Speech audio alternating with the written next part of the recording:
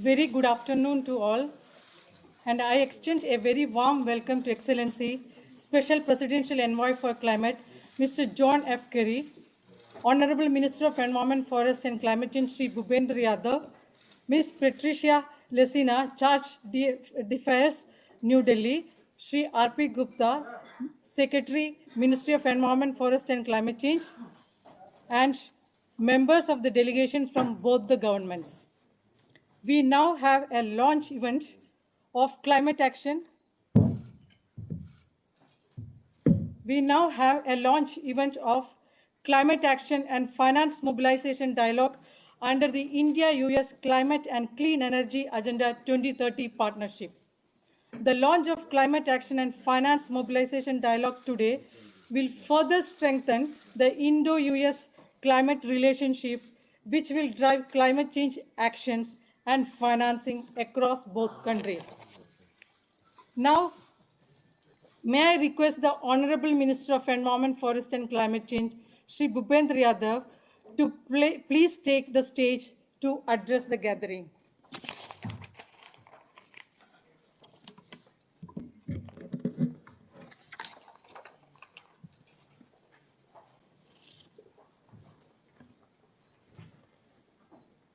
Excellency John Kerry,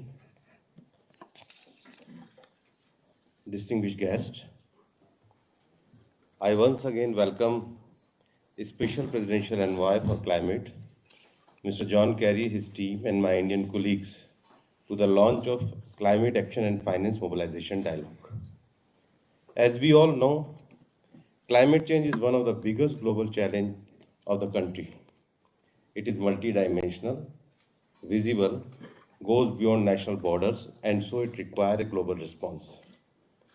India is committed at the highest level of combat climate change and also for meeting its commitment made to the international community under the Convention and its Paris Climate Change Agreement. The government is addressing challenge posed by climate change through its several key initiatives.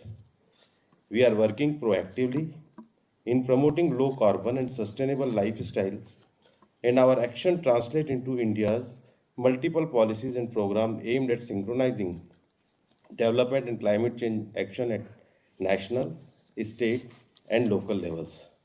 The India economy is becoming greener through this conscious action, and there are efforts to enhance energy efficiency across the economy, increase the share of renewable energy in the national mix, and enhance forest and tree cover, while simultaneously meeting India's development challenge in a sustainable manner. India's climate action are rated high in many independent assessments. India has achieved reduction of 24% in emission intensity of its GDP between 2005 and 2016, thereby achieving its pre-2020 voluntary target. India's NDC has been rated as 2 degrees Celsius compatible. India's Honorable Prime Minister has further announced the aspirational target of renewable energy capacity of 450 gigawatt by 2030. India's total forest and tree cover is 24.56% of the total geographical area of the country, and it is increasing. We are moving ahead to achieve targeted forest and tree cover of 33% of total geographical area. India's forest and tree cover from 2009 to 2019 is 23,608 square kilometer. In the last two assessment of 2017 and 2019, there is an increase of 5,188 square kilometer in forest and tree cover. Under the able guidance of Honorable Prime Minister and his vision of energy justice, India sees hydrogen as a future energy driver. Toward this, we have launched the National Hydrogen Mission. I am fully confident that today's initiative under India-US Partnership Agenda will further help us in strengthening our climate action. As two mature and vibrant democracies, India and United States are natural partners with shared values. Our agenda encompasses all major pillars of our strategic priorities, including defense, security, energy, technology, education, and healthcare. Our growing economic engagement and deep-rooted people-to-people linkage with 4 million strong Indian diaspora in United States have played an important role in bringing the countries closer.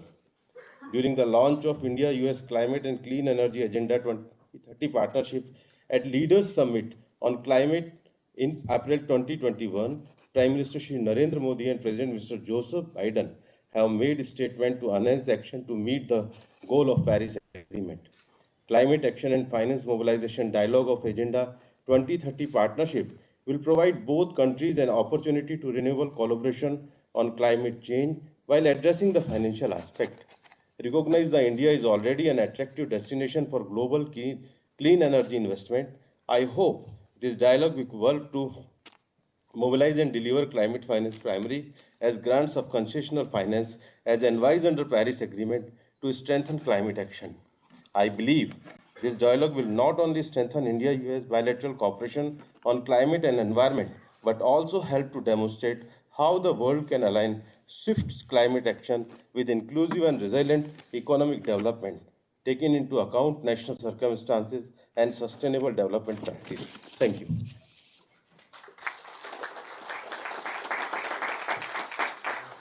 Thank you, Honorable Minister for Environment, Forest and Climate Change. Now, may I request Excellency Special Presidential Envoy for Climate, Mr. John Kerry, for his remarks.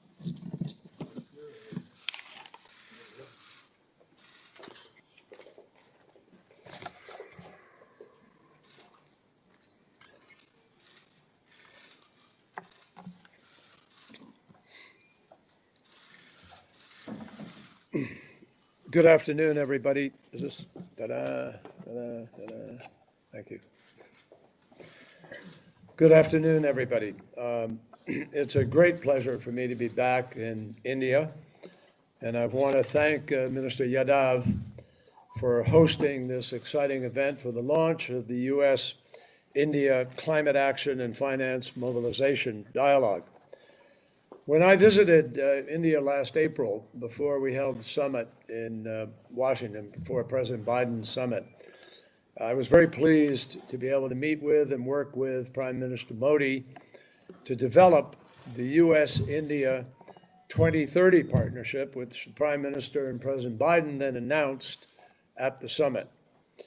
The Agenda 2030 partnership established a climate and clean energy agenda as a core pillar of the U.S.-India relationship. And the CAFMD, as we refer to it in short, is one of the two main tracks of the Agenda 2030 partnership that we created at the summit. The other part of that is the Strategic Energy Partnership, which my colleague and friend, Jennifer Granholm, the Secretary of Energy, will conduct as we conduct ours. So there are two pillars here. Today, the Energy Department is represented by the Deputy Secretary, David Turk, who is here in the front row. This launch comes at a truly critical juncture with respect to the challenge of climate crisis. The IPCC report, most recently, built on the report of 2018 when they warned all of us, the best scientists in the world, said to us, including scientists from India, that the world has 12 years within which to make the most important decisions to avoid the worst consequences of the climate crisis. Regrettably, we had a president who pulled out of that agreement for a period of years, but nevertheless, governors and cities in the United States continued the effort of the United States to live up to the Paris Agreement. So today's launch comes at a time when the most recent IPCC report makes it clear that the world is not yet getting the job done, that we are on a track to reach dangerous levels of warming on the planet, and we have all seen the evidence of that over the course of this last year.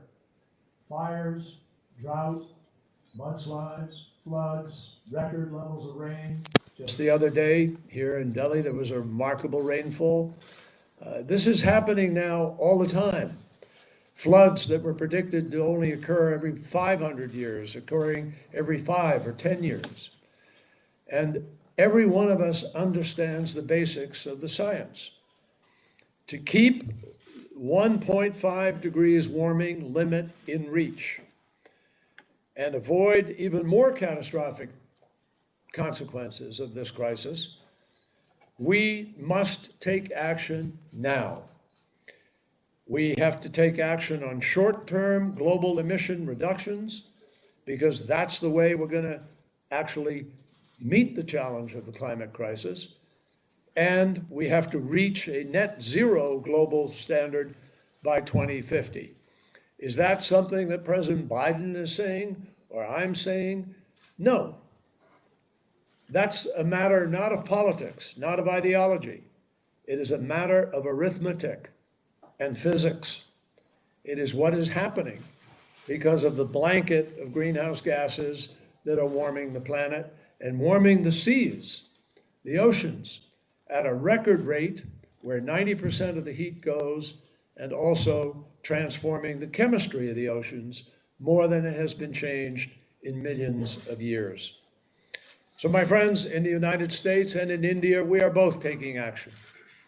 In the US, President Biden has set out a very ambitious domestic plan to address this crisis, and we have begun implementing that agenda, from investing major new sums of money, public money, in infrastructure, to the launching of research and development programs that will set new standards for buildings, new standards for vehicles, and begin this transformation.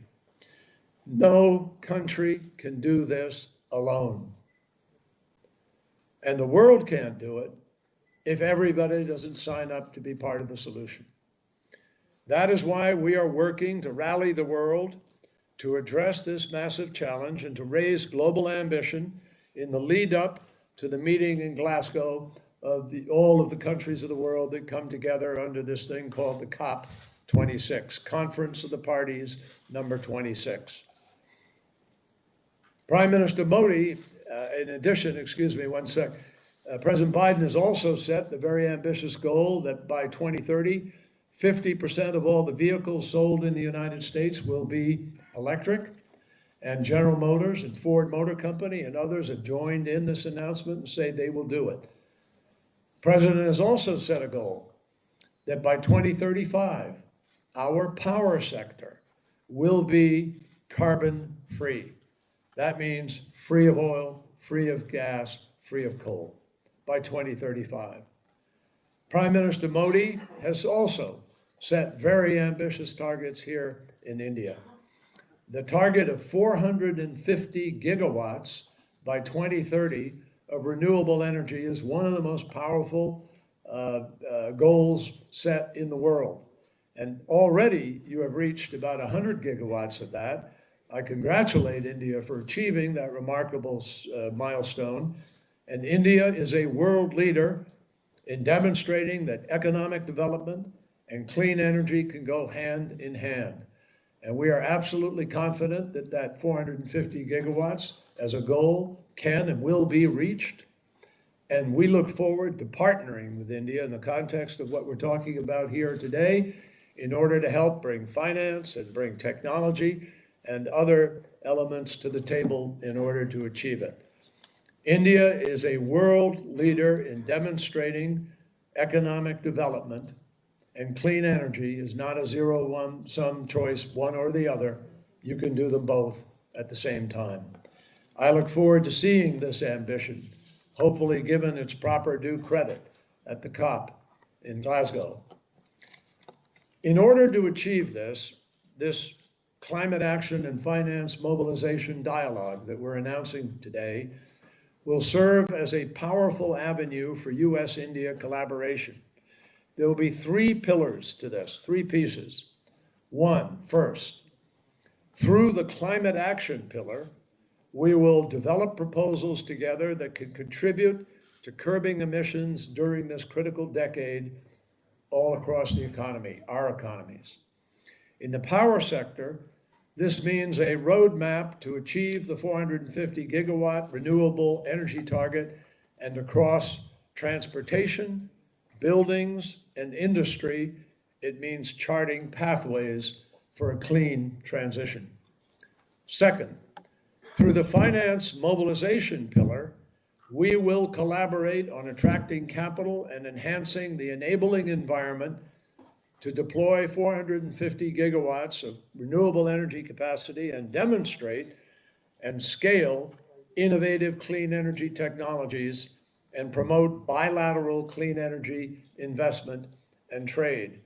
I will just say parenthetically, over the last months in the United States, the 6 largest banks in America have all of them publicly committed that over the next 10 years, they will invest a minimum of $4.16 trillion in this effort to make this transition happen. And I am confident that with other banks around the world, other financial institutions, with asset managers and investment funds, it's going to be much more than the 4.16 trillion. So I'm very, very pleased that today we have such robust participation from across the Indian government in this launch of the Climate Action Finance Mobilization Dialogue. One of the things I left out, in addition to the 3 parts, the third is adaptation and resilience. And we're going to collaborate to build the capacity to measure and manage climate risks in those other sectors of the economy. And we're also going to be active on the protection of forests, which is a major responsibility of Minister Yadav. So, my friends, the reality is that Prime Minister Modi has been a tremendous leader in this, and we look forward to his visit to the United States in a few days when we'll have an opportunity to be able to discuss this further. There's never been a better time to invest in the energy transition. Renewable energy is cheaper than ever. In fact, it is cheaper to build a solar farm in India than anywhere else on the planet. And investors are now flocking to clean energy all around the world.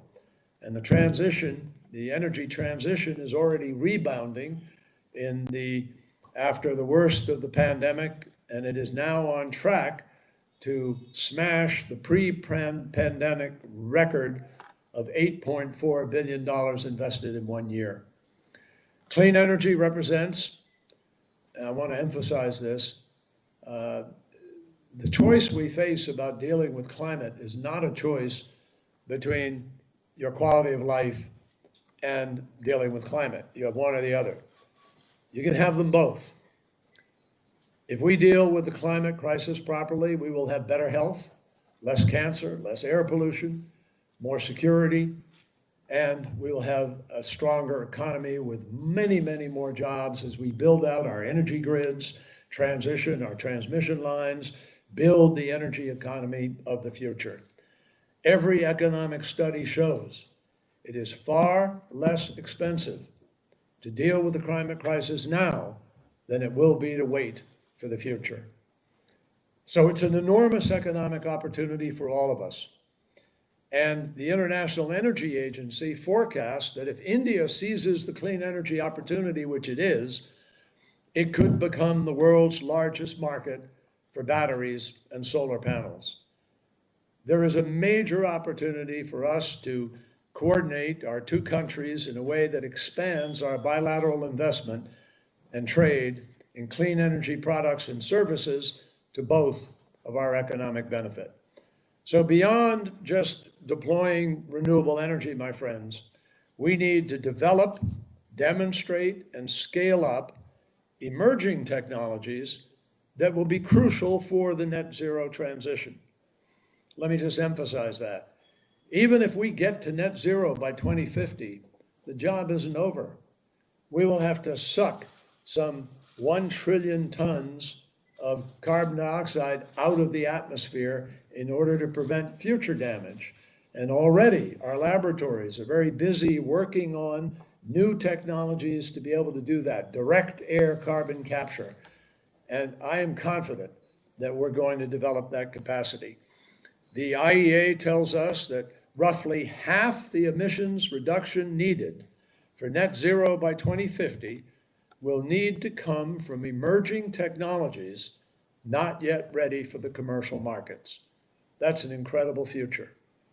So I look forward to our very robust collaboration through the new Climate Action and Finance Mobilization Dialogue, and I am absolutely convinced that through this partnership, India and the United States can set an example for the world how swift climate action with inclusive and resilient economic development can bring the world closer to our goals and build stronger economies for all of us. Thank you very much for the pleasure.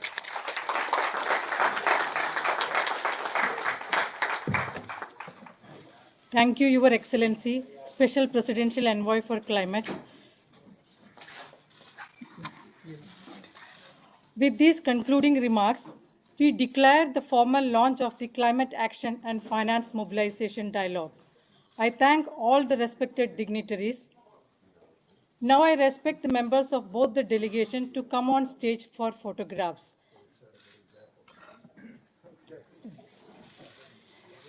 Meanwhile, I request everyone in the auditorium to please remain seated where they are till the dignitaries move from the auditorium. Thank you.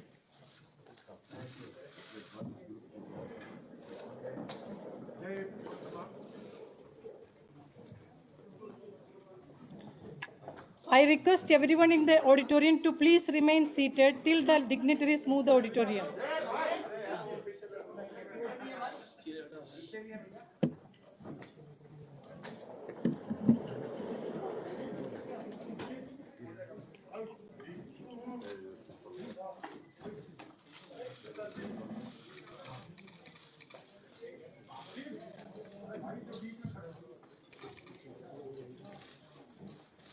Thank you all very much.